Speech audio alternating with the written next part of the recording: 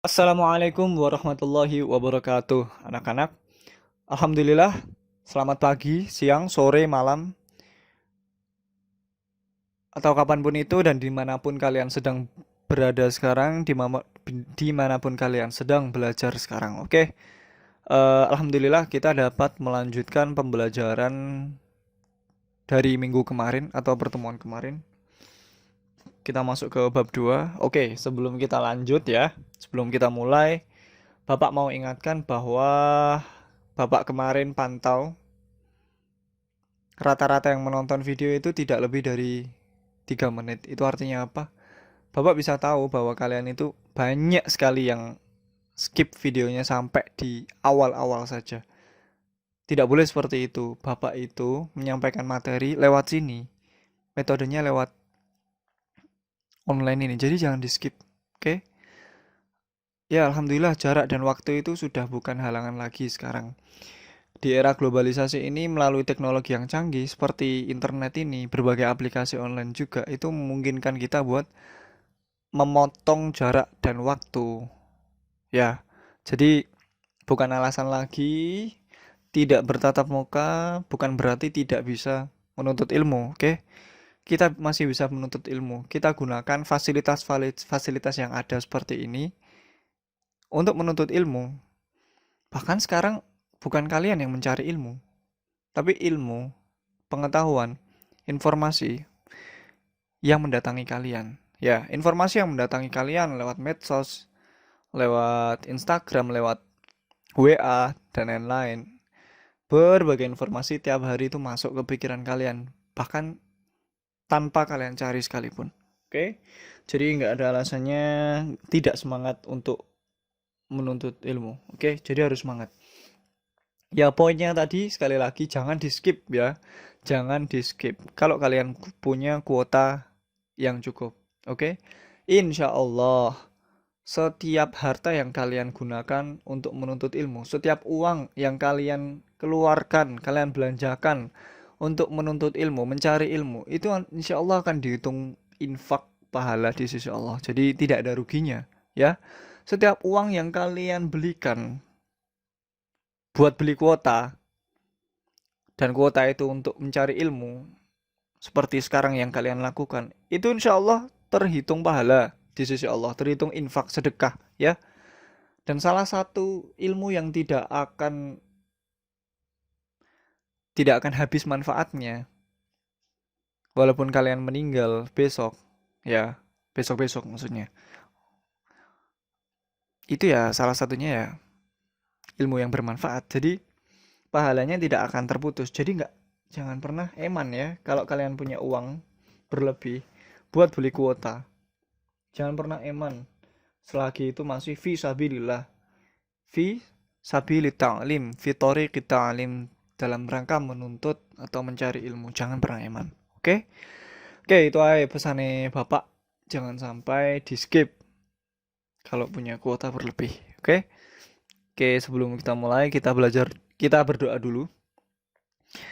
A'udzu billahi minasyaitonir rajim. Bismillahirrahmanirrahim. Rabbi zidna ilma warzuqna fahma wa tammim lana bil khairat. Allahumma anfa'na bima 'allamtana ya Allah wa 'allimna ma yanfa'una wa zidna ilma warzuqna fahma. Allahumma aftah 'alaina futuhal 'arifina bi hikmatik wa anshur 'alaina rahmataka wa dzakirna ma nasina ya dzal jalali wal ikram. Allahumma shalli wa sallim ala sayyidina Muhammad salatan tukhrijani min dhulumatil wahmi wa tukrimuni bi nuril fahmi wa tuwaddihu li ma ushkila hatta yufham innaka ta'lam wa la a'lam wa anta 'allamul ghuyub. Alhamdulillah. Oke, bismillah kita mulai melanjutkan kemarin. Sekarang kita masuk bab 2 tentang larangan minuman keras, judi dan pertengkaran. Oke. Seperti judulnya ada 3 subbab yang harus kita preteli satu-satu, yaitu minuman keras, judi, dan pertengkaran. Oke. Of course, ketiga-tiganya adalah hal yang dilarang dalam Islam, dilarang keras, bahkan haramnya itu ya haram banget gitulah. Dilarang keras karena apa? Karena ketiganya itu dampaknya apabila kita langgar atau kita lakukan, dampaknya itu bukan hanya merusak diri kita sendiri, tetapi juga lingkungan sosial kita, orang lain, dan lebih luas dari dosa-dosa lainnya. Oke, lebih lengkapnya kita ntar masuk satu-satu. Oke, yang perlu Bapak tekankan di sini adalah eh, kan ruang lingkup pembelajaran PAI itu ada 4. Yang pertama Al-Quran, baca tulis Quran. Terus yang kedua adalah akidah akhlak. Yang ketiga adalah fikih. Dan yang keempat adalah sejarah kebudayaan Islam. Yang kita pelajari sekarang adalah termasuk dari akidah akhlak. Atau lebih spesifiknya akhlak. Nah, yang mau Bapak sampaikan ke kalian adalah pelajaran akhlak itu mungkin sederhana dalam teori, mungkin mudah dipahami teorinya, mungkin simple teorinya, kamu baca sendiri bisa paham. Tapi, yang paling susah dari bagian ini adalah, yang menjadi bagian paling susah dari belajar akhlak adalah apa? Apa? Ya, betul sekali. Mengamalkannya, mempraktekannya, membiasakannya dalam kehidupan sehari-hari itu susah. Oke? Kita dengan mudah mengetahui teorinya jujur. Jujur adalah apa, anak-anak? Jujur adalah menempatkan sesuatu pada tempatnya. Dalam bentuk perkataan, janji atau perbuatan. Misal seperti itu. Tapi kita belajar jujur dalam mempraktekkan jujur itu susahnya minta ampun ya. Kita tidak bisa sehari 2 hari bisa langsung jujur sepenuhnya. Belajar jujur itu, mempraktekkan jujur itu, mengistiqomahkan jujur itu seumur hidup, sepanjang umur. Oke? Oke. Tapi insya Allah yang kita pelajari kali ini, kalian semoga tidak mendekatinya ya. Melakukannya saja tidak, mendekatinya saja tidak, apalagi melakukannya. Naudzubillah. Karena tiga-tiganya, baik minuman keras, judi, dan pertengkaran itu termasuk dosa besar. Bapak ulangi sekali lagi, poin yang mau Bapak sampaikan adalah kalau kita belajar akhlak, mungkin teorinya sederhana, tapi mempraktikkan dan mengamalkannya itu yang susah. Jadi jangan pernah diremehin, oke? Bapak ulangi sekali lagi ya. Oh, dan ada yang Bapak mau sampaikan lagi. Akhlak ini adalah salah satu tiang utama agama kita. Tanpa akhlak, kalian tidak disebut sebagai orang yang beragama dengan baik. Nabi pun diutus di tengah-tengah kalian, diutus di tengah-tengah manusia, diutus di tengah-tengah umatnya. Misi utamanya cuma satu, liutamima makarimal akhlak. Nabi pernah bersabda bahwa kalau Rasulullah SAW bahwa innama bu'ithtu liutamima makarimal akhlak. Kata Nabi, saya itu diutus dengan misi utama yaitu menyempurnakan akhlak manusia, ya. Bukan menyempurnakan fikih manusia, bukan menyempurnakan yang lainnya, tapi apa? Akhlak. Orang, keberagamaan orang atau seseorang itu agamanya baik atau enggaknya itu bisa dilihat dari akhlaknya. Ya, bukan dilihat, yang paling utama dilihat itu dari akhlaknya.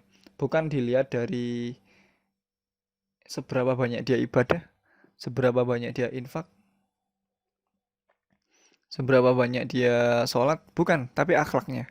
Seberapa baik tutur katanya, seberapa sopan ia kepada sosialnya, seberapa jujur ia dalam berlaku, dan lain-lain dan lain-lain. Jadi saya tekankan, akhlak salah satu inventory yang paling penting dalam agama kita, selain tauhid dan ibadah juga, dan lain-lain juga, muamalah dan lain-lain. Oke? Jadi jangan pernah meremehkan pelajaran akhlak, sekalipun jangan pernah. Walaupun itu sudah sering-sering kali kamu dengar minuman keras, judi, pertengkaran, kamu tahu kalau ketiga-tiganya ini haram. Tapi jangan pernah meremehkan. Oke? Oke. Kita lanjut yang pertama. Ini belum tak slideshow tadi ya. Yang pertama. Ini dalil pengharaman judi dan khamr ya. A'udzu billahi minasyaitonir rajim. يا أيها الذين آمنوا إنما الخمر والميسر والأنصاب والأزلام رجس من عمل الشيطان min rijasun min amali syaitani fajtanibu la'allakum tuflihun. Innama yuridu syaitanu an yuqi'a bainakumul adawata wal baghdha'a fil khamri wal maisiri wa yusuddukum fil khamri wal maisiri wa yasuddakum an dzikrillahi wa 'anis sholati fahal antum muntahun. Tadi ada yang salah ya, wa yasuddakum Bapak baca apa tadi salah. Tapi Bapak ulangi udah bener. Oke. Oke, jadi artinya ya ayyuhalladzina amanu, wahai orang-orang yang beriman. Seruan yang pertama itu ditujukan pada orang yang beriman ya. Jadi kalau kalian termasuk golongan orang-orang yang beriman, kalau kalian merasa menjadi orang-orang beriman, seharusnya kalian terpanggil dengan ayat ini ya, seruan ini. Wahai orang-orang yang beriman, innamal khamru wal maisiru wal ansab, innamal khamru sesungguhnya khamr, minuman keras, bahasa Arabnya khamr, wal maisiru berjudi atau maisir bahasa Arabnya, wal ansab mengundi nasib, wal ansab itu sorry berkorban untuk berhala, wal azlam mengundi nasib dengan panah, itu semuanya adalah rijsum min amali syaitan, perbuatan setan. Semuanya itu adalah perbuatan setan. Khamar, minuman keras, berjudi, berkorban untuk berhala, lalu mengundi nasib dengan panah, itu adalah tindakannya setan. Fajtanibuhu la'allakum tuflihun. Karena itu tindakannya setan dan kamu orang-orang yang beriman, sedangkan kamu orang-orang beriman, maka ya jauhilah tindakannya setan itu. Kenapa kok dijauhi? La'allakum tuflihun, supaya kalian semua dapat keberuntungan, kemenangan, kebaikan. Nah, terus ayat yang selanjutnya ini termasuk ayat penggalan ayat yang selanjutnya ini termasuk mengapa kalian tidak boleh bertengkar, berselisih dengan yang lain ya. Innama yuridu syaitanu an yuqi'a bainakumul adawata wal baghdha'a fil khamri wal maisir wa yasuddakum an dzikrillahi wa 'anis sholati fahal antum muntahun. Setan itu ayat 91 ya. Dalam ayat 91 ya. Setan itu sesungguhnya bermaksud hendak menimbulkan permusuhan dan kebencian di antara kamu, ya. Jadi jangan diikuti setan. Sesungguhnya membisikkan apa namanya? Benih-benih perpecahan atau pertengkaran itu ya setan. Maka ya jangan diikuti, oke?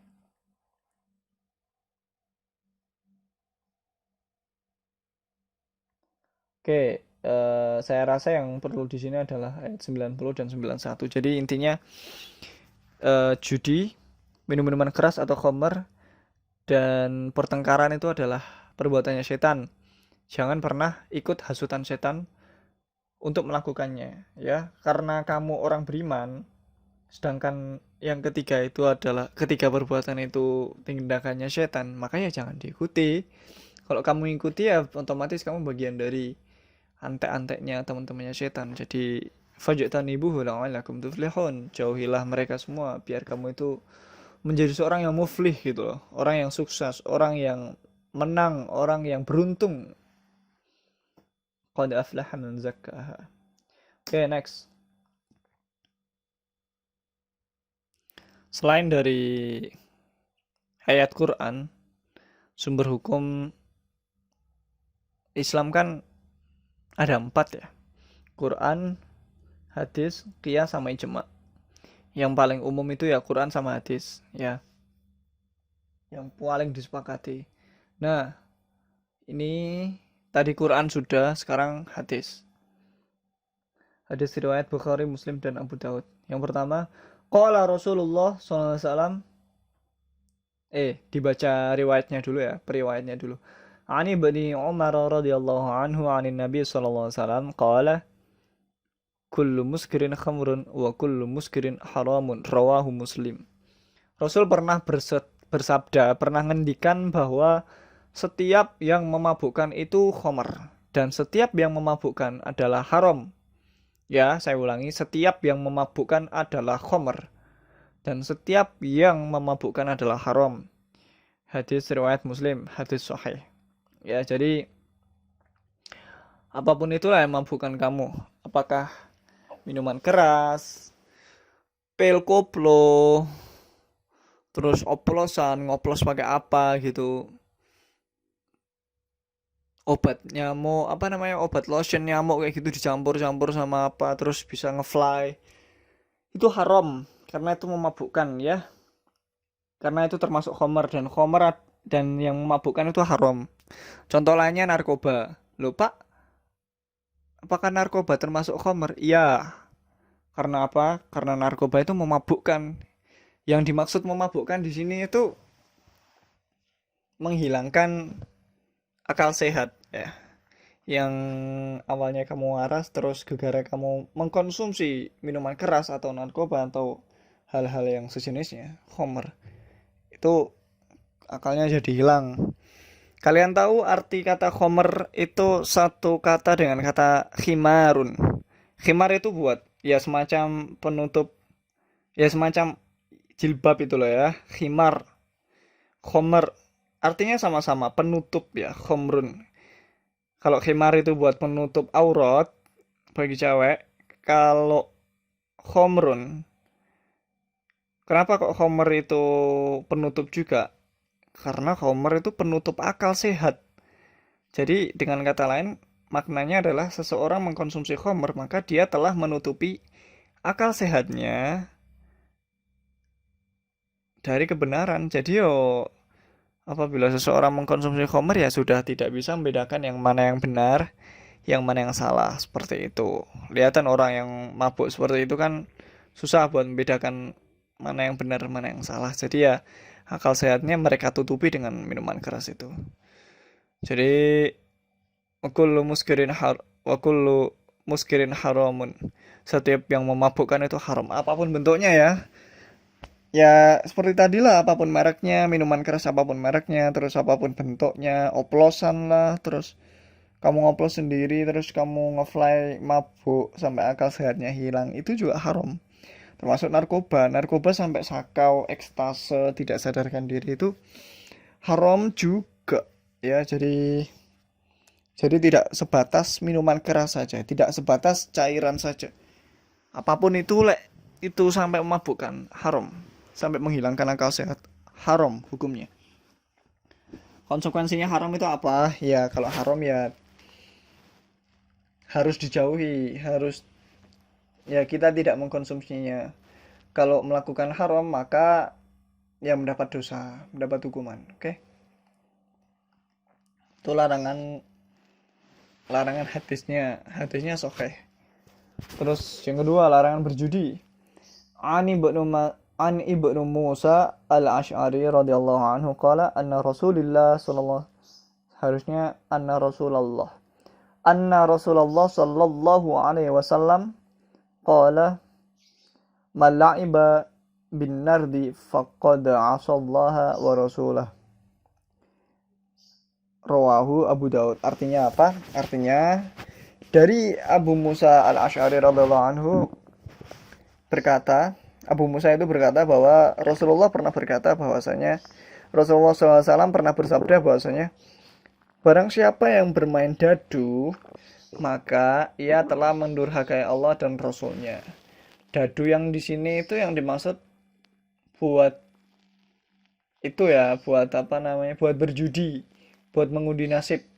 Misal melempar dadu, siapa yang dadunya jumlahnya segini-segini nanti dapat uang atau dapat keuntungan apa kayak gitu. Itu kan mengundi nasib, spekulatif ya. Itu karena disebut di hadis adalah faqad asallahu wa rasulah, maka hukumnya haram. Mendurhakai Allah dan Rasulnya maka ya haram mutlak ya. Tapi kalau dadunya itu bukan dadu yang kayak melibatkan uang atau materialistik seperti itu, misal kamu bermain monopoli dan itu pakai uang-uangan palsu dan tidak ada unsur niat berjudi sama sekali, ya tidak apa-apa. Kan uang palsu kan nggak laku dibuat beli di pasaran. Oke, tapi ya kalau bisa cari permainan yang lain lah ya. Intinya yang dimaksud dadu di sini adalah mengundi nasib dalam konteks artian judi. Oke, oke, tidak boleh seperti itu. Terus yang ketiga, larangan bertengkar. Wa'an Anas bin Malik radhiyallahu anhu anna Nabiyya sallallahu alaihi wasallam qala la tabaghadu wa la tahasadu wa la tadabaru wa la taqata'u wa kunu ibadallahi ikhwana wa la yahillu li muslimin ay yahjura akahu fawqa thalathin, muttafaqun alaih. Ini hadis yang sangat terkenal ya, sangat terkenal. Kita nggak boleh bahwasanya kita nggak boleh marah, kita nggak boleh ngambekan, kita nggak boleh nggak sapa, nggak saling sapa salam sama teman kita atau siapapun muslim itu lebih dari 3 hari. Tetapi di awal hadisnya juga ada larangan-larangan ya. Larangannya apa? Yang pertama, Rasul pernah bersabda, janganlah kalian saling membenci. Yang pertama itu wala tabaghadu, jangan saling membenci. Terus yang kedua, wala tahasadu, jangan saling hasud, iri atau dengki ya. Dalam hadis yang lain disebutkan bahwasanya perasaan iri, perasaan hasud itu sama dengan api membakar kayu bakar. Kayu bakar yang dibakar api. Jadi kayak ya wis, itu tuh kayak membakar pahalamu. Jadi jangan pernah dengki ya. Dengki itu kalau misal ada teman kita memperoleh prestasi atau kenikmatan, kita itu nggak terima. Kita merasa teman orang lain itu tidak pantas menerimanya, dan justru kalau mereka menerima musibah atau kesialan atau apapun itulah yang menyengsarakan mereka, kita malah senang. Itu namanya dengki. Orang yang hatinya dipenuhi dengki, maka hatinya itu sejatinya dalam kondisi yang kolbun marid atau hati yang sakit, kotor. Tidak boleh seperti itu. Oke. Larangan yang ketiga adalah wala tadabaru. Jangan saling memalingkan muka. Kalau ketemu temennya, kalau ketemu muslim yang lain, kalau ketemu saudara, siapapun itu, jangan memalingkan muka. Adabnya kan salam, sapa. Assalamualaikum mas, assalamualaikum pak, assalamualaikum mbak, selamat pagi, gimana kabarnya, dan lain-lain dan lain-lain. Jangan papasan, ketemu di jalan, di sekolah, atau dimanapun itu malah memalingkan muka. Memalingkan muka itu ya kayak kamu ketemu tapi kayak nggak ada orangnya gitu loh. Kamu nggak mau nyapa, nggak mau salam. Tidak boleh seperti itu. Inilah kenapa Islam itu agama yang sempurna, sampai hal-hal yang sekecil ini pun diatur juga ya. Akhlak seperti ini pun diatur karena memang Allah itu tahu bahwa yang nggak menyenangkan kalau kita menemui atau bertemu papasan seseorang di jalan yang kita kenal, terus kita nggak saling sapa atau orang lain itu menghindar, itu tidak menyenangkan. Maka dari itu kita tidak boleh seperti itu. Harus salam, harus nyapa. Itu larangan yang ketiga, jangan saling memalingkan muka. Yang keempat, wala taqata'u.